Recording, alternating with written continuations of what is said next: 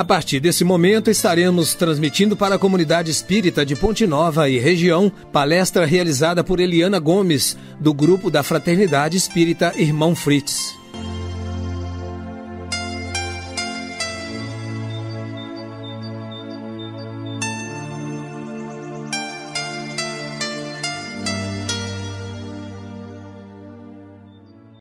Boa noite. Primeiramente, a nossa gratidão a esta emissora tão gentilmente nos proporciona a oportunidade de levar o Evangelho de Jesus a todos os seus ouvintes. Então, que Jesus, nosso mestre e guia, nos faça cada dia um pouquinho melhores para que os seus ensinamentos de amor incondicional possam fazer morada em nossos corações. Essa noite nós vamos trabalhar um pouquinho do capítulo 12 do Evangelho segundo o Espiritismo, os itens 7 e 8. Se alguém vos bater na face direita, apresentai-lhe também a outra. Vamos abrir o estudo dessa noite falando sobre um livro chamado Quando o Amor Vence o Ódio, ditado por um espírito de luz, onde ele nos faz um convite muito interessante. Um convite para que pensamos sobre todas as nossas oportunidades enquanto aqui encarnados, para que nós possamos viver o amor em sua plenitude. E, finalmente, um convite para que trilhemos a estrada de Damasco e, como Paulo, nos colocarmos inteiramente ao dispor de Jesus e de seu ensinamento maior, de amar a todos de forma incondicional. Pois só através da vivência deste amor e do nosso esforço de trazê-lo para nossas vidas, vai fazer com que nós possamos entender o que nos foi sugerido quando recomendou. Amar ao próximo como a si mesmo e de tal forma que mesmo quando alguém vos ferir na face direita, que possamos oferecer a outra. O livro nos diz que cada um de nós temos uma jornada enquanto aqui encarnados e que a nossa missão primeira seria buscar o cultivo dos ensinamentos do amor que Jesus nos deixou, porque cada vivência aqui na Terra representa uma bendita oportunidade de redenção para todos nós. Então, cultivar ódios, desejos de vingança, é simplesmente permitir que a nossa imaturidade moral prevaleça e assim estacionarmos na nossa escala evolutiva, perdendo a bênção da oportunidade de reencarnação que nos for concedida para o nosso crescimento espiritual. Então, o que ele nos aconselha é que cada vez que encontrarmos um desafeto, Deus está nos oferecendo a chance de trabalhar esse desamor para tentar perdoar e também usufruir a bênção do perdão. Qual de nós não precisa de ser perdoado? E na maioria das vezes, o que nos acontece? Nós ignoramos esse presente sagrado. Porque cada vez que nós retornamos à Terra, exige um longo tempo de preparação em que nós somos orientados, instruídos, fortalecidos para as lutas que enfrentaremos aqui. Então reencarnamos com uma rica bagagem de promessas, de compromissos e de projetos que foram idealizados no plano espiritual. Mas ao chegarmos aqui, os acenos da materialidade, o cultivo do egoísmo, do orgulho, da ambição desmedida colocam como se fosse uma venda nos nossos olhos e assim nós deixamos de enxergar a luz do amor, do perdão, da caridade, da solidariedade e da fraternidade.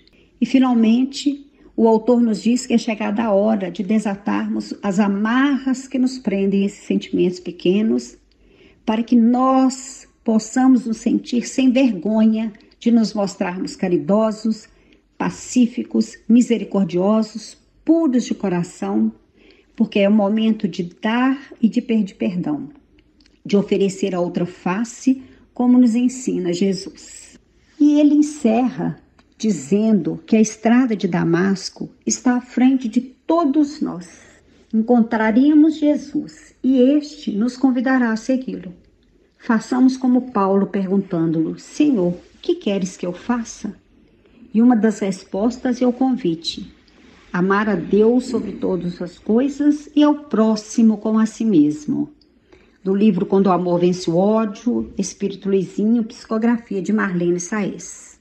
Então, voltando ao nosso tema, A sociedade moderna vive nos dias atuais uma realidade de falência dos sentimentos e dos valores humanos que restringem completamente nossa capacidade de entender o amor, viver o amor e saber amar como verdadeiramente deva ser o sentido do verbo amar.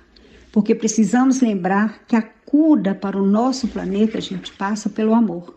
E em épocas de pandemia, em época de planeta doente, lembremos que o amor e a empatia se tornam tão importantes em nossas relações, por isso o estudo dessa noite se torna tão relevante. Neste momento de tanta dor, estabelecer conexão de olho no olho, sair da nossa própria dor e conseguir conectar com a dor do outro, este é o verdadeiro vivência do amor recomendado pelo Evangelho de Jesus. Mas para que possamos construir essa cultura do amor a ponto de entendermos esse sentimento a nossos desafetos, como recomendado neste capítulo, é preciso construir dentro de nós mesmos uma educação de paz. Porque paz e amor andam de mãos dadas, né? É um movimento interior que cada um tem que fazer de combater a violência e a favor da serenidade e do perdão. Mandela já nos dizia, né, que se aprende a odiar, também podemos aprender a amar. Porque a paz do Cristo só nasce em nós através de uma valente, lúcida transformação, capaz de reduzir o egoísmo que a gente ainda cultiva, pois é esse egoísmo que gera violência e a falta de amor. Jesus, no Evangelho de Mateus 22:34, ele faz uma exortação ao amor, pedindo que amemos nosso próximo como a nós mesmos. Neste pequeno pedido, podemos entender que praticamente está toda a doutrina de Jesus, que é a doutrina do amor.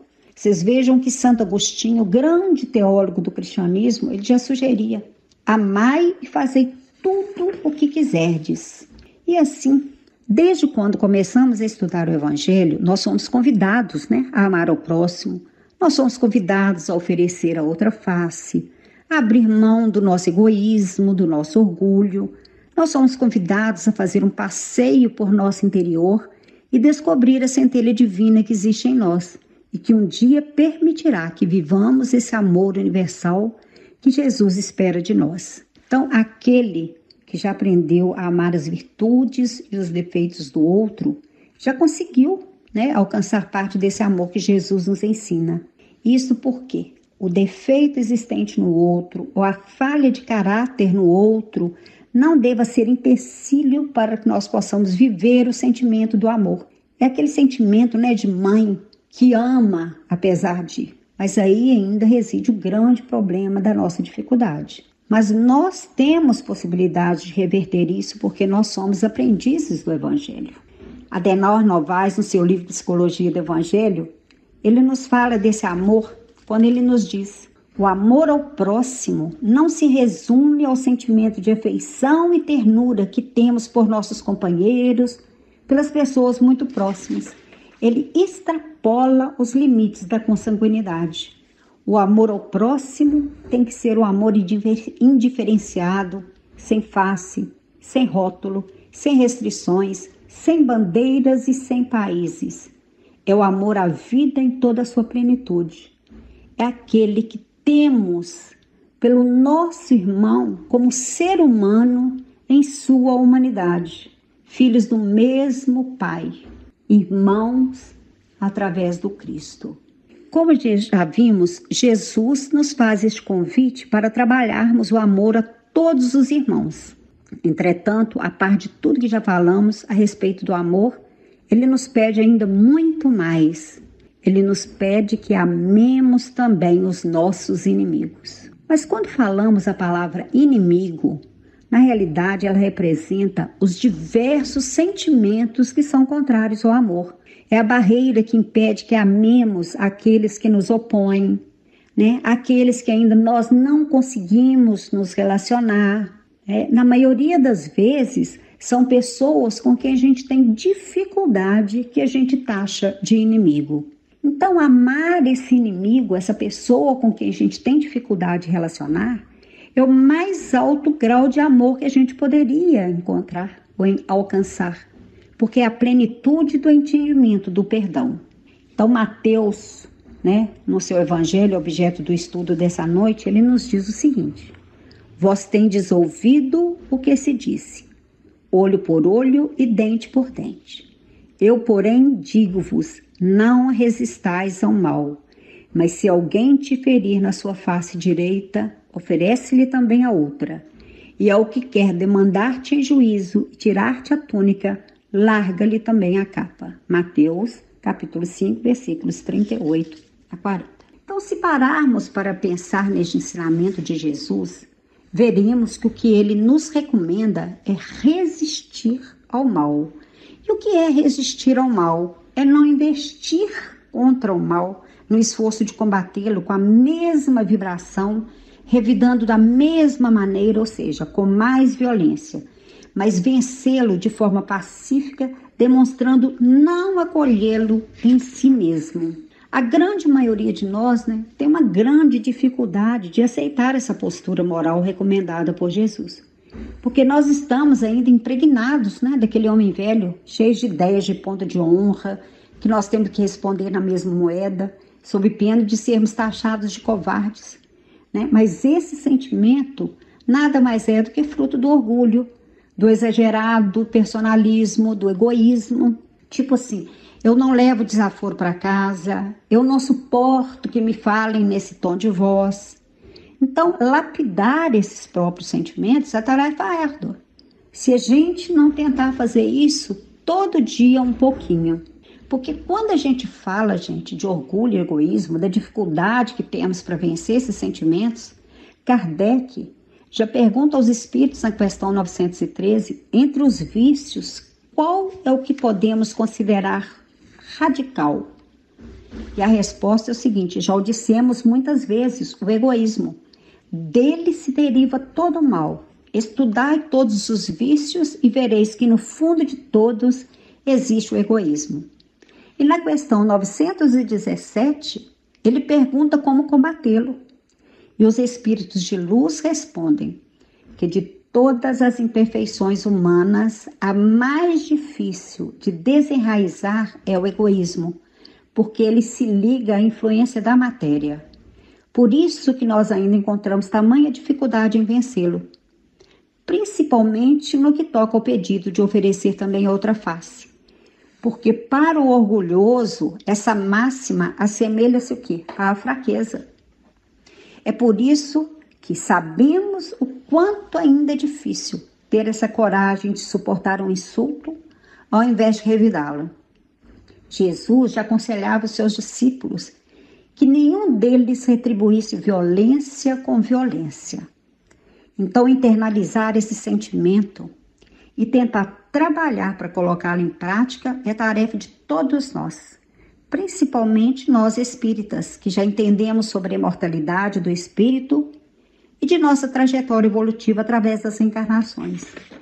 Porque sabemos que o revide, a vingança, se perpetuam do plano material para o plano espiritual. E aquele, às vezes, a quem não perdoamos ou a quem nós ficamos em débito, tratando como nosso inimigo, pode ser o meu carrasco em outros planos. Porque Jesus foi o maior exemplo de coragem de não revidar, não só na prisão, na crucificação, mas durante todo o tempo em que permaneceu aqui na Terra. O mal, ele tem que ser combatido sim. Quem prejudica o outro deve receber a pena correspondente a fim de reeducar-se, pois o próprio instinto de sobrevivência, fruto da lei de conservação, que é uma lei sagrada também, leva-nos a defender-nos das agressões. Então, oferecer-se a outra face significa não revidar, não exaltar a ofensa, dando-lhe às vezes uma importância que na maioria das vezes ela não tem. Quantas vezes precisamos respirar fundo, pedir um socorro a Jesus para receber aquelas palavras com humildade, porque às vezes ela até reflete uma verdade que nós não queremos enxergar, que nosso orgulho não permite admitir. E muitas vezes essa ofensa se torna um bem para cada um de nós. Também Emmanuel, através de Chico Xavier, no seu livro Pão Nosso, na lição 137, Inimigos, ele diz o seguinte, que quando o Senhor nos aconselhou a amar os inimigos, ele não exigiu aplausos aos que roubam ou destroem deliberadamente, nem mandou multiplicarmos as asas da perversidade e da má-fé. Ele recomendou realmente auxiliarmos os mais cruéis, no entanto, não com aprovação indébita, e sim com a disposição sincera e fraternal de ajudá-los a se reerguerem para a senda divina. Então fica muito claro que amar o inimigo ou dar a outra face não é bater palma para aquele que nos ofende ou calunia, mas entender que estes irmãos ainda não enxergaram a luz do amor. Vejam que quando estamos numa discussão, numa contenda qualquer, né? Se a gente não entra na briga, se a gente se recolhe, a coisa não flui, não acontece. E nós podemos perceber que às vezes acabamos por sair daquela situação que nos parecia assim tão ruim, muito melhores, mais serenos, mais tranquilos e mais gratos a Deus por ter nos oportunizado vencer aquela situação. Francisco do Espírito Santo Neto, no livro Renovando Atitudes, ditado por Hamed, na lição Aprendendo a Perdoar, ele fala que perdoar não é apoiar comportamentos que nos tragam dores físicas ou morais. Não é fingir que tudo corre muito bem, quando sabemos que tudo à nossa volta às vezes está em ruínas. Perdoar não é ser conivente com as condutas inadequadas de parentes, amigos ou inimigos, mas ter compaixão, ou seja, entendimento maior através do amor incondicional.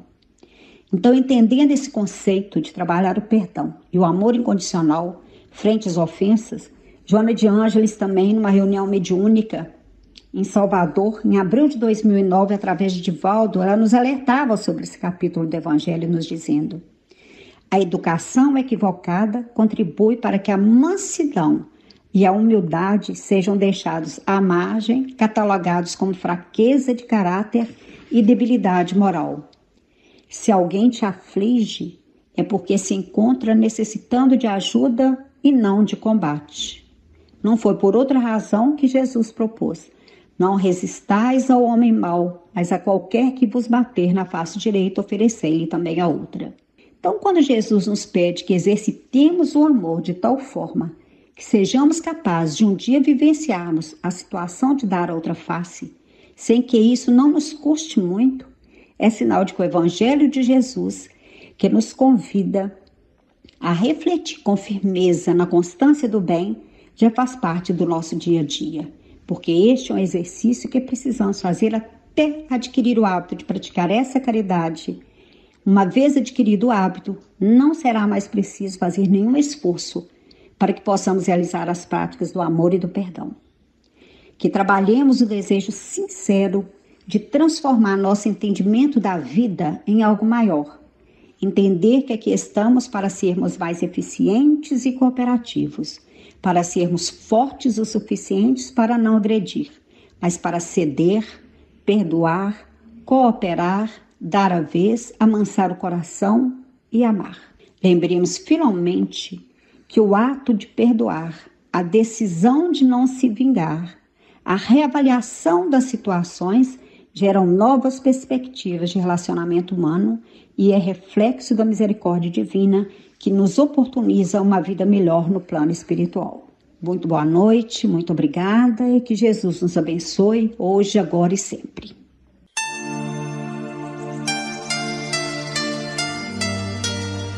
Termina aqui a palestra do Grupo da Fraternidade Espírita Irmão Frites. Boa noite.